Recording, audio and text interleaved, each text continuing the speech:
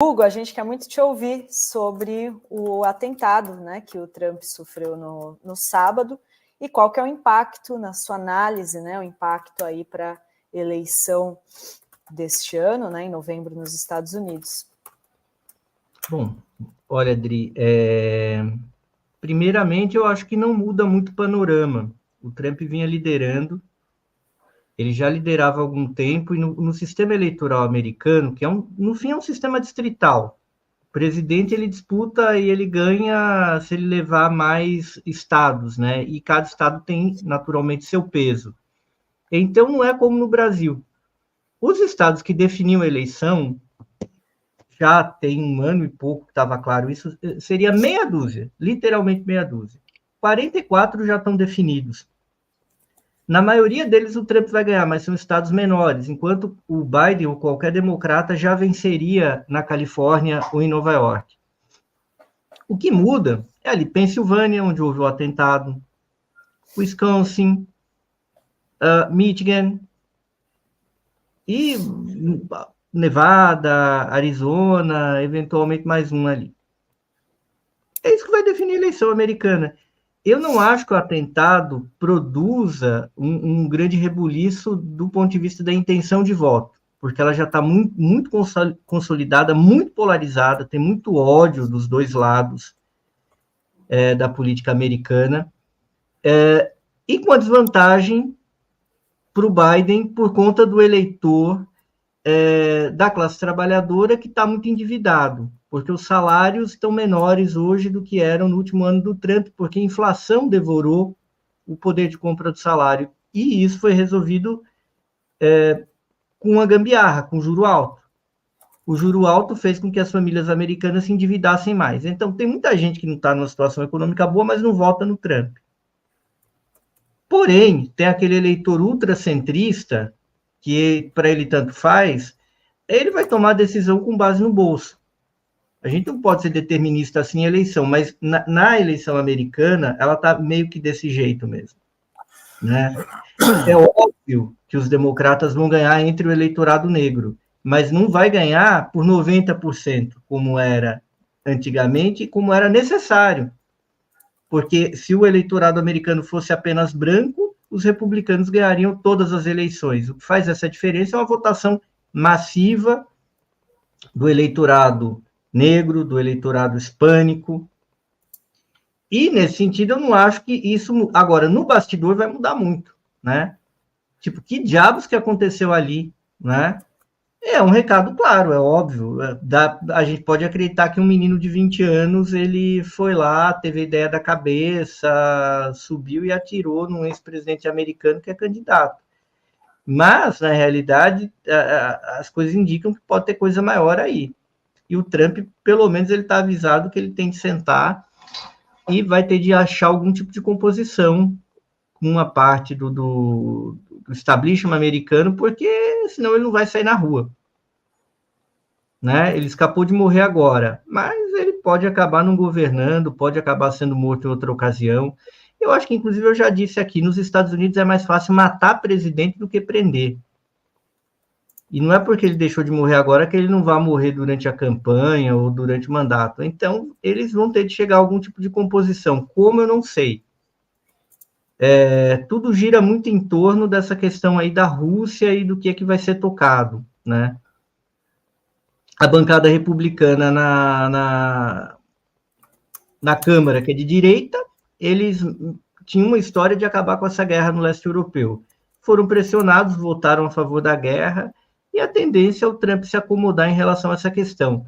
Não tem nada a ver do racismo do Trump, da sinofobia do Trump, que virou uma coisa recorrente no sistema político americano, os democratas agora estão contra a China também. Então, tudo isso é liberado. Né? Não é a Ku Klux Klan, não é a vinculação do Trump com a Ku Klux Klan que é um problema. O problema é mais ou menos como vai fechar a conta para a indústria da arma nessa questão aí dessa grande guerra que está se desenhando no leste da Europa. É essa conversa que está sendo feita. Conjecturalmente, se eu fosse citar um motivo pelo qual o sistema poderia facilitar a morte de um cara como o Trump, seria esse o caminho. Mas eu acho que a questão é mais política do que eleitoral, percebe? se a gente for conjecturar aqui. Porque o fato é o seguinte, o que a gente tem de fato, de evidência? Até agora, o atentado ocorreu mesmo.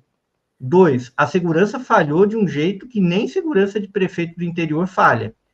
Por que eles estavam fazendo um comício naquele lugar aberto e precário, né? E 4, todos os erros que estão ali anotados, que deveria ser um protocolo de segurança de tiroteio, né? Com gente alvejada. Então tem muita coisa errada, né? Que muito provavelmente nunca se saberá a verdade. A possibilidade de saber de um fio de meada dessa conversa é se o menino que atirou não tivesse sido morto, mas ele foi morto segundos depois, então não tem como saber o que aconteceu. Você acredita em teorias da conspiração nesse caso aí? Que não foi não seriam conspiração, na sua opinião? Que não tem. Porque você fala o seguinte, você diz, olha, não, é difícil acreditar que um menino de 20 anos tenha feito isso. Eu também acho. Agora, o que estaria por trás, quer dizer, para escolher um menino de 20 anos para fazer isso também? Por que esse garoto foi o escolhido para ação? Em geral, você não vai escolher um menino de 20 anos para fazer. Né? Não vai, né? Porque, inclusive, ele vai errar o tiro. Provavelmente, e a possibilidade dele errar é maior que um cara de 40, né? Então, ele atirou bem, Rovai, foi um acaso. Porque, na realidade, o Trump mexeu a cabeça. Se ele não mexe a cabeça, ia ter sido um tiro fatal. Na realidade, Rovai, ele atirou muito bem para um menino de 20 anos, com aquele tipo de armamento. Ele matou um cara e deu uma bala de raspão, aquilo acontece. O melhor sniper do mundo erra. Então, eu fiquei até surpreendido, eu fiquei surpreso olhando o que já se tem a respeito do tiro. Foi um acaso que acontece com os melhores. E tinham muitas coisas ali que favoreciam um atirador, inclusive tem uma bandeira perto. Porque quando você atira, você sempre precisa de um referencial. E com esse tipo de arma, você precisa ter um referencial do vento. Então foi por pouco, entendeu? E o fato de ser um menino de 20 anos republicano é para embaralhar, mas é uma coisa perturbadora, quer dizer, se não tiver uma explicação satisfatória do que foi isso, porque como que aquele garoto chegou ali? Como é que sabia que ia ter? Como é que sabia do posicionamento? Né? Ele estava visível, né? Ele estava visível, ele ficou no alvo dos snipers. Só que, ao mesmo tempo que tinha gente na multidão gritando, o sniper que estava com ele no alvo não teve autorização para o abate. Ele teve autorização para o abate depois que ele atirou. Quando ele atirou, a galera atira. E o cara atirou, talvez tenha atirado sem autorização, porque viu que ele atirou, que ele abriu fogo. Então, a gente vai... Ou é um erro clamoroso de organização, ou é um treco muito estranho. Algumas outras vezes que o próprio Trump foi retirado de cena porque tinha suspeita de atentado, a ação do serviço secreto foi totalmente diferente. Foi muito mais... Quer dizer, teve os tiros, você nem sabia o que aconteceu, e nem para tirarem ele ainda continua meio que ali, ninguém, em tese ninguém sabia se tinha mais um atirador, se ia entrar um drone ali.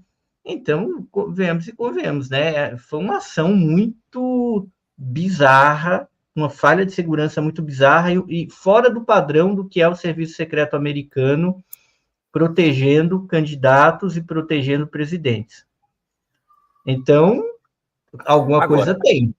Vamos afastar uma possibilidade aqui juntos, vamos ver se você concorda comigo. Uma armação do Trump é absolutamente inverossímil, né? Eu acho que é muito inverossímil, Renato. Na hora eu acho que depois de tudo... não, porque tem a bala. A trajetória da bala, vendo... O The New York Times, que é um jornal anti-Trump, né? Ele tá lá, num dos editoriais mais recentes do The New York Times, metendo malho no Trump. Eles mostram a bala. O fotógrafo ele conseguiu pegar a bala se aproximando, assim. Então não teria por que o The New York Times inventar fraudar uma foto para favorecer o Trump. Não foi, né? Na realidade, não foi. Foi um atentado que não aconteceu. E assim, o Trump ele está basicamente descoberto, porque se a segurança dele é essa, entendeu? Ele vai estar, no mínimo, descoberto para o resto da campanha. E quem determina essa segurança, a gente está falando do Departamento de Justiça americano, que tem lá um secretário de Justiça que é mais poderoso que o ministro da Justiça aqui no Brasil, que é nomeado, no entanto, tem toda uma estrutura burocrática. E num cenário como o americano, que, primeiro, a história americana de presidentes assassinados e candidatos baleados, né? O Robert Kennedy foi assassinado na pré-campanha democrata. Então, tem um histórico. E do jeito que as coisas estão pegando fogo lá, você vai dar um mole desse? Então, é que a coisa vai pegar fogo lá dentro, cara. E o pessoal está subestimando. Se o Trump morre, a gente ia ter um puta de um abalo, porque ia ter uma guerra civil. Porque aí ia ter republicano maluco metendo bala em candidato democrata, podiam não atingir o Biden, mas ia ter o governador democrata tomando tiro. Ia ter candidato democrata tomando tiro, né? E isso não estava totalmente afastado. Então tem uma racha. Os Estados Unidos são um país que tem 2 partidos da elite, não são partidos do povo, da classe trabalhadora, que estão rachados e que podem se conflagrar daqui a pouco e trocar tiro na rua. Essa é a situação americana hoje, né? Para surpresa de muitos aí, é uma situação assim que ninguém esperava há 20 anos, ninguém esperava há 10 anos que chegasse aí, chegou até aí. Então, tem todo o lado do radicalismo do Trump para essas questões que a gente viu aqui com o Bolsonaro, e tem as questões do Biden também com guerra, né? Com guerra, intervenção e interesse de indústria de petróleo, de arma. Então, a coisa está, né? A coisa tem aquela nuvem de chuva, de tempestade no horizonte quando a gente fala de política americana. O pau vai comer mesmo.